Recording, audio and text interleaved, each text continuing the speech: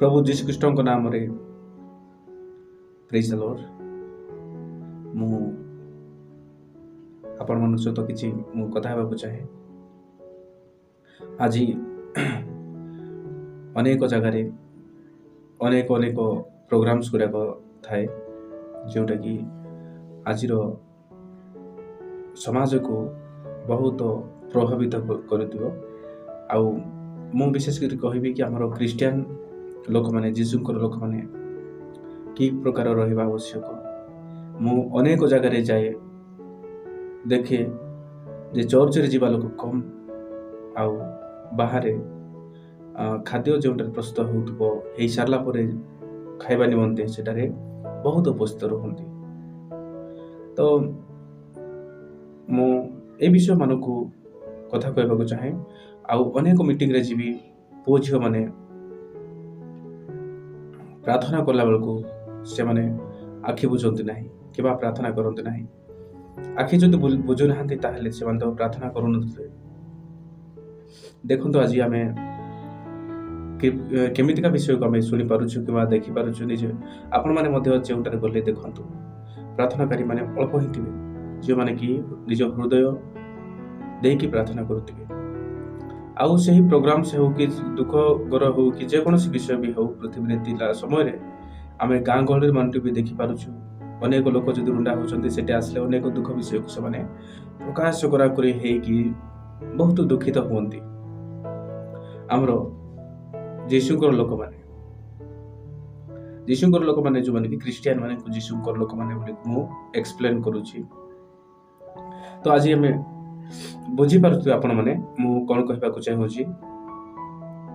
प्रभु आम समस्त को प्रेम करती। आ प्रभु आम सम समुदाय पृथ्वीवासी को उद्धार करने को चाहती। पूर्व कालरू आज पर्यंत सदा प्रभु आम्भर समस्त समुदाय लोकों प्रति उत्तम दृष्टि ही रखी अच्छा। जदि प्रभु जे रागी जाते ताहले पृथ्वी की रही न था। Praise the Lord. आज देखिबा प्रभु जेरेमिया 33 तार 3 रे ए प्रकार लिखा जाए, तुम्हें आम निकट प्रार्थना कर तहिरे आम्भे तुमको उत्तर देवा, पुणी तुम्हार अज्ञात महत व दुष्कर विषय मान तुमको देखाइबा। प्रभु कहते मो ठारे तुम्हें प्रार्थना कर ताहेले मु तुमको उत्तर देवी। आज आम दुख रे प्रकाश करुछु प्रभु ठारे प्रार्थना आमर कमी जाए। आम कम प्रार्थना करिथाउ किंतु प्रभुंकर कम प्रार्थना करिथाउ सत कथा, किंतु प्रभु को उद्देश्य से प्रभु से सब प्रार्थना है नथिबो। खाली हमर मुख द्वारा ही आम स्वीकार कला परे कहि दिता हमर मन से सब प्रकार न थाए। मो कहिबार माने मो प्रिय माने कि आज सदा प्रभु आमनको अनेक प्रोग्राम हेले मध्य सेटारे आमे प्रभु को उद्देश्य रे जाउछु, तांकर राज्य विषय को जानिबा पय जाउछु। आ ए पृथ्वी तिला हमको की प्रकार बंचिबार अछि से प्रकार विषय मान तांकर दास माननको आमे सुना पय जाउछु। ताले सेटा प्रार्थना करा पय हमको कहा होछि। तो आमे आखि बुझी की प्रार्थना करबा आवश्यक। प्रभु तो कहउछन्ती तमाने जति मो पाकर प्रार्थना करिवो ताहेले मु तुमरी प्रार्थनार उत्तर देवी।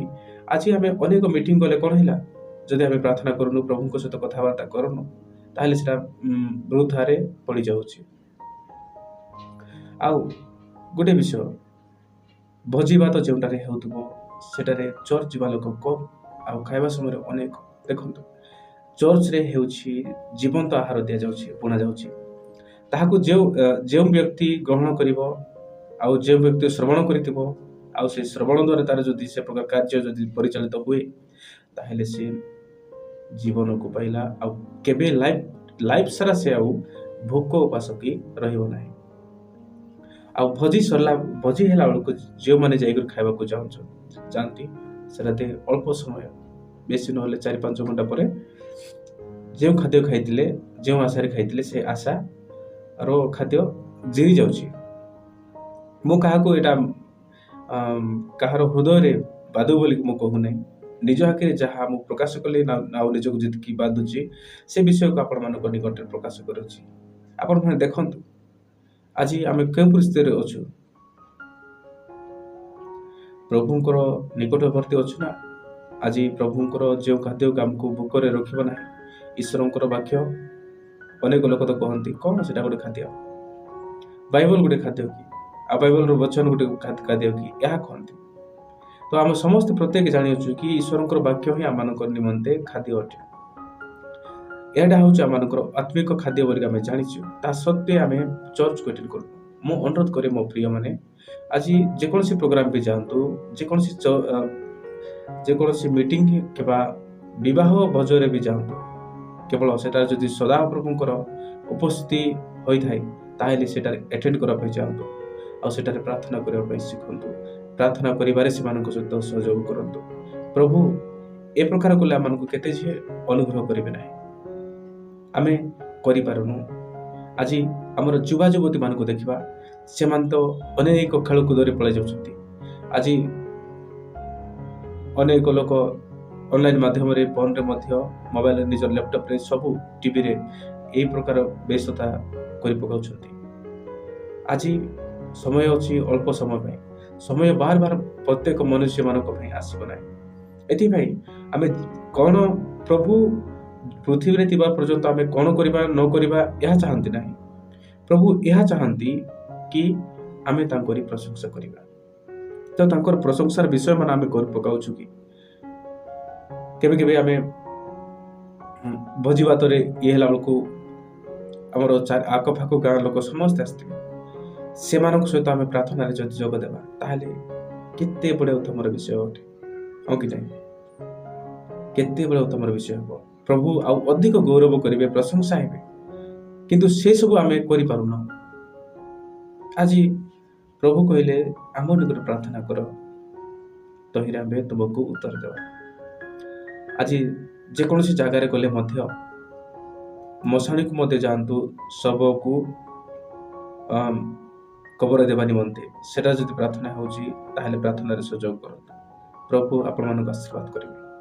ଯେକୌଣସି ପ୍ରୋଗ୍ରାମ ବି ଯାଆନ୍ତୁ, ସେଠାରେ ଯଦି ପ୍ରାର୍ଥନା ହେଉଛି ପ୍ରଭୁଙ୍କ ଉଦ୍ଦେଶ୍ୟରେ, ତାହେଲେ ଆଖି ବୁଝନ୍ତୁ, ପ୍ରାର୍ଥନା କରନ୍ତୁ, ପ୍ରଭୁ ଆଶୀର୍ବାଦ କରିବେ। ଆଜି ପ୍ରାର୍ଥନା କରିବା ପାଇଁ ଆମକୁ କ'ଣ ହେଉଛି, ମାନେ କ'ଣ ପରିଶ୍ରମ ଅଛି ଯେ ପ୍ରାର୍ଥନା କରିବାଟା? କାଲି ପ୍ରଭୁଙ୍କ ସହିତ ଆମେ ନିଜର ସାଙ୍ଗସାଥିମାନଙ୍କୁ, ନିଜ ମା ବାପାଙ୍କୁ ଯେ ପ୍ରକାର କଥାବାର୍ତ୍ତା କରୁଛୁ, ସେ ପ୍ରକାର ପ୍ରଭୁଙ୍କୁ ଆମେ ଆମର ବିଷୟକୁ ଜଣାଇବା ବିଷୟ ହିଁ ଗୋଟେ। ଆଉ ଏତିକି ଆମେ ଅଜନ ନେଇଯାଉଛୁ, ଆଖି ବୁଝା ପାଇଁ କଷ୍ଟ ହେଉଛି କେତେ ଲୋକଙ୍କୁ। ଖରାପ ଭାବନ୍ତୁ ନାହିଁ ମୋ ପ୍ରିୟମାନେ। ଏହି ଭିଡ଼ିଓକୁ ସେୟାର କରନ୍ତୁ, ଆଉ ଶିଖନ୍ତୁ କି ଆପଣମାନେ, କିମ୍ବା ଶିଖାନ୍ତୁ ଆପଣମାନଙ୍କ ପରିବାରରେ ପ୍ରାର୍ଥନା କିଏ ମାନେ କରୁଛନ୍ତି ନ କରୁଛନ୍ତି। ଆଜି ପ୍ରାର୍ଥନାକାରୀ ଆମେ ହେଇକି ରହିବା ଆବଶ୍ୟକ।